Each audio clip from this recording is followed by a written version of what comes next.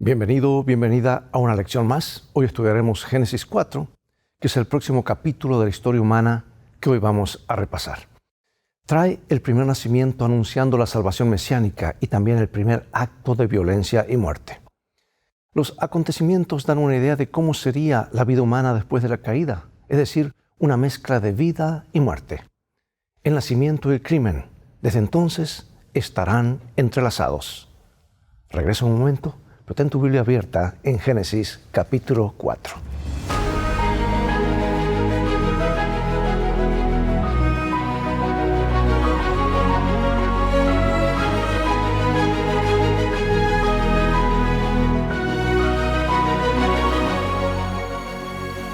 Comencemos con nuestro versículo principal o de memoria, Génesis 4:7. Si bien hicieres, no serás enaltecido, y si no hicieres bien, el pecado está a la puerta. Con todo esto, a ti será su deseo, y tú te enseñorearás de él. En Génesis, inmediatamente después de la caída y de la expulsión de Adán y Eva del jardín del Edén, principalmente vienen nacimientos y muerte, todo en cumplimiento de las profecías de Dios en el capítulo anterior. Al ser capítulos paralelos, Génesis 3 y 4 contienen muchos temas y palabras en común. Descripciones del pecado y maldiciones del Adamá, o sea, la tierra.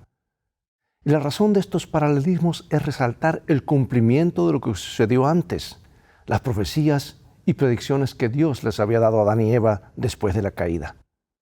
Y el primer hecho después de la expulsión de Adán está lleno de esperanza, porque es el nacimiento del primer hijo, un evento que Eva ve como el cumplimiento de la promesa que oyó en la profecía mesiánica. Es decir, pensó que él podría ser el Mesías prometido. Y los siguientes eventos, el crimen de Caín, el crimen de Lamec, la disminución de la longevidad y el aumento de la maldad, son todos cumplimiento de la maldición pronunciada en Génesis 3. Sin embargo, aún no está todo perdido. Comencemos entonces con Caín y Abel. ¿Qué aprendemos en estos pasajes sobre el nacimiento de los dos varones? Vamos a ver Génesis 4, 1 y 2. Conoció Adán a su mujer Eva, la cual concibió y dio a luz a Caín y dijo: por voluntad de Jehová he adquirido varón. Después dio a luz a su hermano Abel. Y Abel fue pastor de ovejas y Caín fue labrador de la tierra. Bueno, el primer acontecimiento que se registra el autor bíblico inmediatamente después de la expulsión de Adán y Eva del jardín del Edén es un nacimiento. Y en la frase hebrea de Génesis 4:1 aparece la palabra Jehová, o sea, Yahvé, y está directamente relacionada con la palabra varón. Como indica la siguiente traducción literal, dice: he adquirido un hombre, por cierto, al Señor mismo. Y la versión internacional estándar, en inglés, International Standard Version, la traduce como: he dado a luz un hijo varón, el Señor. Esta traducción literal sugiere que Eva recuerda la profecía mesiánica de Génesis 3:15 y cree que ha dado a luz su Salvador, a Jehová. Bueno, Ellen G. White comenta acerca de esto, y gracias a Dios que nos da más luz, que a ella se le mostró en visión tantos detalles del plan de salvación. Aquí dice: la venida del Salvador había sido predicha en el Edén. Cuando Adán y Eva oyeron por primera vez la promesa, esperaban que se cumpliese rápidamente.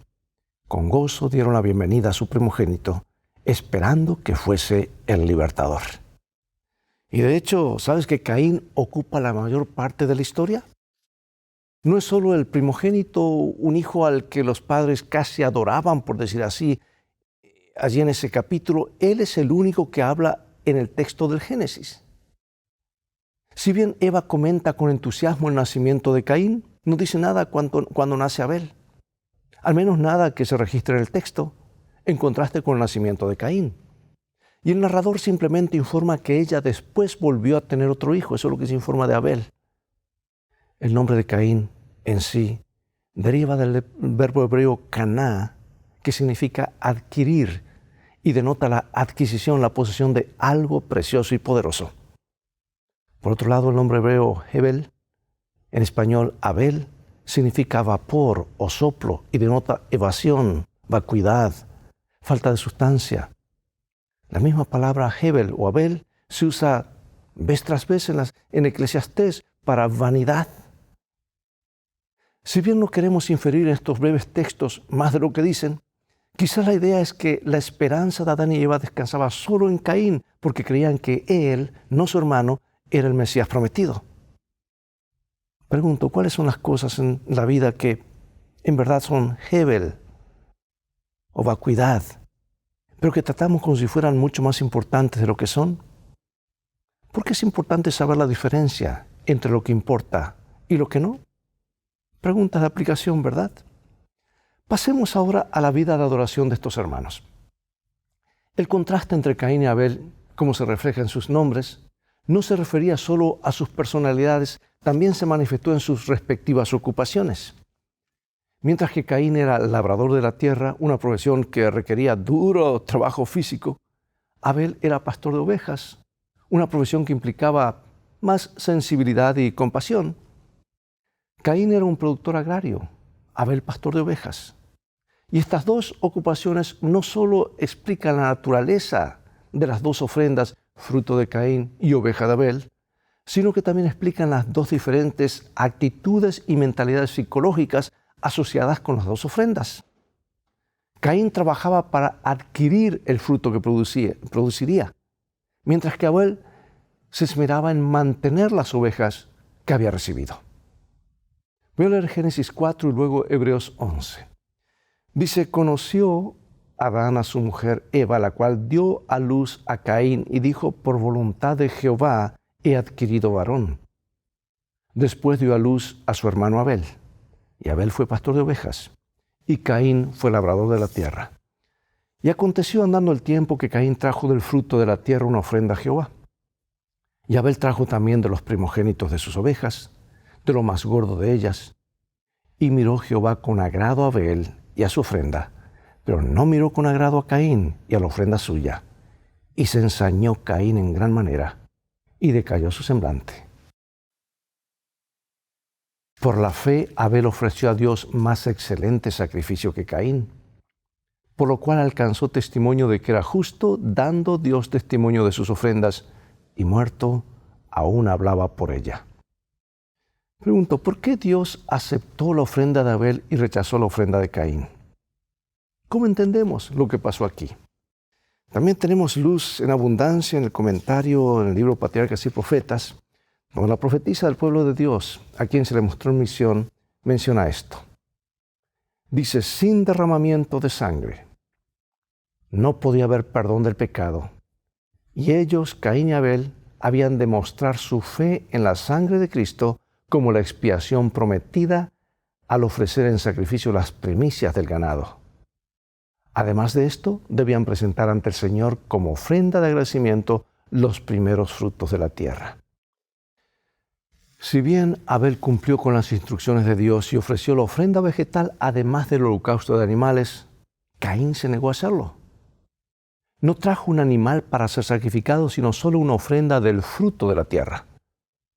Y este fue un acto de abierta desobediencia en contraste con la actitud de su hermano. ¿Sabes que esta historia es a menudo vista como un caso clásico de salvación por la fe? Abel y su ofrenda de sangre, en contraste con un intento de obtener la salvación por las obras, Caín y su fruto de la tierra. Y aunque estas ofrendas debieron haber tenido un significado espiritual, no tenían ningún valor mágico en sí mismas.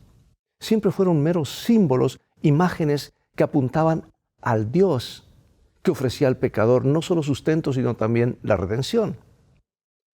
Leeré 2 versículos y veamos, para tomar este principio empleado en estos textos y explicarlo y también, ¿por qué no aplicarlo a nuestra vida y a la adoración? Voy a leer los versículos en Miqueas y en Isaías. Nos dice así. ¿Se agradará Jehová de millares de carneros o de 10,000 arroyos de aceite? ¿Daré mi primogénito por mi rebelión, el fruto de mis entrañas por el pecado de mi alma? ¿Para qué me sirve, dice Jehová, la multitud de vuestros sacrificios? Hastiado estoy de holocaustos de carneros y del cebo de animales gordos. No quiero sangre de bueyes ni de ovejas ni de machos cabríos. Habían hecho de los sacrificios un fin en sí mismo y su corazón estaba lejos de Dios. Y aquí, hermanos, quiero decir algo, queridos hermanos, algo que está en mi corazón. En materia de adoración, no es lo que nos gusta o nos parece lo correcto, o como nos sentimos personal o culturalmente. La adoración es algo que Dios inventa y dice cómo debemos adorarlo. Y es un acto de fe en sí. Es hacer lo que Dios dice y hacerlo de corazón.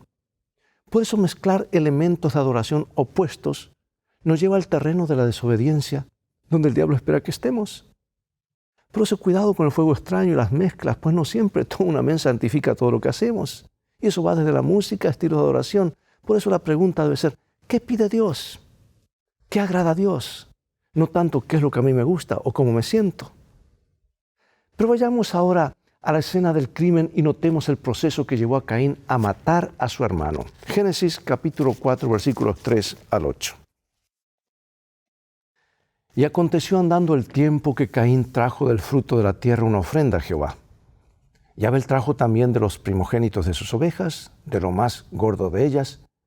Y miró Jehová con agrado a Abel y a su ofrenda, pero no miró con agrado a Caín y a la ofrenda suya.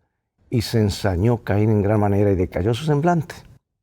Entonces Jehová dijo a Caín, ¿por qué te has ensañado? ¿Y por qué ha decaído tu semblante? Si bien hicieres, ¿no serás enaltecido? Y si no hicieres bien, el pecado está a la puerta. Con todo esto a ti será su deseo, y tú te enseñorearás de él. Y dijo Caín a su hermano Abel, salgamos al campo. Y aconteció que estando ellos en el campo, Caín se levantó contra su hermano Abel y lo mató. Caín tuvo una doble reacción. Se ensañó Caín en gran manera, dice, decayó su semblante. Al parecer la ira de Caín estaba dirigida a Dios y a Abel, porque Caín se enojó con Dios porque pensaba que era víctima de una injusticia y se enojó con Abel porque estaba celoso de su hermano. Ahora, ¿celoso de qué? ¿Solo de una ofrenda? Sin duda había más detrás de la escena de lo que revelan estos pocos versículos. Cualquiera que haya sido el problema, Caín estaba deprimido porque su ofrenda no había sido aceptada. Fíjate que Dios no acusa a Caín. Al igual que con Adán, Dios hace preguntas.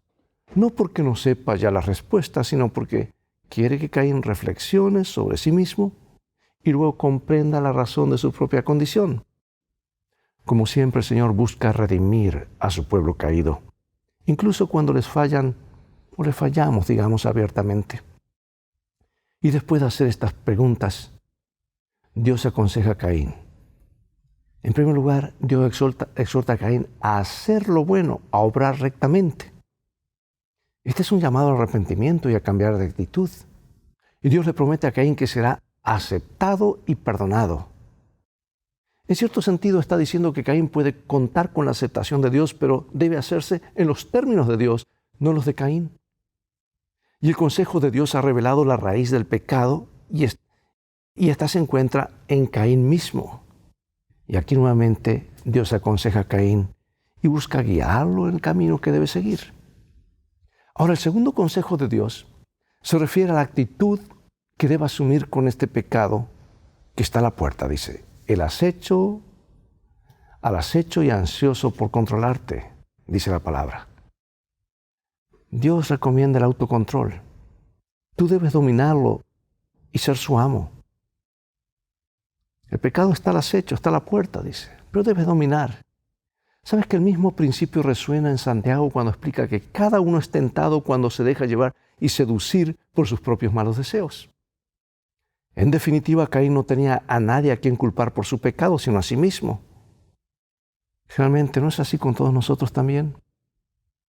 ¿Qué nos enseña esta afortunada historia sobre el libre albedrío y de que Dios no nos obligará a obedecer? Tal vez el texto que explique esto es 1 Juan 3:12. Dice, no como Caín, que era del maligno y mató a su hermano. ¿Y por qué causa lo mató? Porque sus obras eran malas y las de su hermano justas. Esto explica claramente San Juan acerca de que la desobediencia en materia de oración son obras malas. Y Dios nos presenta algo diferente, una guía para adorar y qué hacer. Amados, cada vez que nos separamos de lo que Dios dice, entramos en problema. Y ahora Caín es castigado. Y encontramos en Génesis capítulo 4, versículo 9 al 16. lo que ocurre. Y dijo Jehová a Caín, ¿dónde está Abel tu hermano? Y él respondió, no sé. ¿Soy yo acaso guarda de mi hermano? Y él le dijo, ¿qué has hecho? Dios siempre hace preguntas. La voz de la sangre de tu hermano clama a mí desde la tierra. Ahora pues maldito seas tú de la tierra que abrió su boca para recibir de tu mano la sangre de tu hermano. ¿Por qué, hermanos, Dios pregunta dónde está Abel tu hermano? ¿Cuál es la conexión entre el pecado de Caín y el hecho de que él se convierta en un errante y extranjero en la tierra? La pregunta de Dios a Caín es similar a la que se le hace a Adán en el Edén, ¿dónde estás tú? Y este eco sugiere que existe un vínculo entre el pecado en el Edén y este pecado, el último pecado de Caín, puede ser el resultado del primero del pecado de Adán. Sin embargo, Caín no reconoce su pecado. Él lo niega, aunque Adán no. A pesar de que trató de echar la culpa sobre otros, Caín, al contrario, desafía abiertamente a Dios, quien no pierde el tiempo al confrontar a Caín con su crimen. Cuando Dios formula la tercera pregunta, ¿qué has hecho?, ni siquiera espera una respuesta. Le recuerda a Caín que él lo sabe todo, porque la voz de la sangre de Abel le ha llegado de la tierra. Una imagen que significa que Dios está al tanto del asesinato y responderá a ello. Y Abel está en la tierra. Un vínculo que tiene relación directa con la caída y con lo que el Señor ha dicho que le sucedería a Adán. Como se derramó la sangre de Abel en la tierra, ésta vuelve a recibir una maldición más. Y como resultado, Caín es condenado a vivir como refugiado lejos de Dios. Pero recién cuando Caín escucha la sentencia de Dios, reconoce la importancia de la presencia divina, porque sin ella teme por su vida. Incluso después de asesinar a sangre fría a su hermano y de su actitud desafiante, el Señor todavía le muestra su misericordia. Y aunque Caín se alejó de la presencia del Señor, el Señor todavía le brindó algún tipo de protección. Exactamente cuál era esa señal, porque dice que él tendría una señal, pues no la sabemos, pero sea cual fuere, la recibió solo por la gracia de Dios. De tu presencia me esconderé. Eso es lo que dice Génesis 4:14. Qué situación tan trágica para cualquiera, ¿verdad? Y amados, ¿cuál fue el legado de Caín y su crimen? ¿Cómo abrió el camino para la creciente maldad de la humanidad? ¿Sabes que el resto del capítulo habla de sus descendientes y lo que hicieron? Una historia de crímenes que los vemos hasta hoy. Y mientras Caín guarda silencio sobre su único crimen registrado, resulta que Lamec, un descendiente, parece estar jactándose del suyo y lo expresa en un canto. Eso está en Génesis 4, 23 y 24. Si bien Caín pide la misericordia de Dios, no se registra que Lamec la pidiera. La gente se iba apartando más y más y no iba escuchando esa voz del Espíritu Santo. Además, Caín era monógamo y Lamec introduce la poligamia, porque la Escritura dice especialmente que tomó para sí 2 mujeres. Esta intensificación y exaltación del mal definitivamente afectará a las próximas generaciones de cainitas o descendientes de Caín. Un paso en la mala dirección conduce a otro peor, y eso se va multiplicando a medida que pasan las generaciones. E inmediatamente después de este episodio de maldad en la familia cainita, el texto bíblico registra un nuevo acontecimiento que contrarresta la tendencia cainita.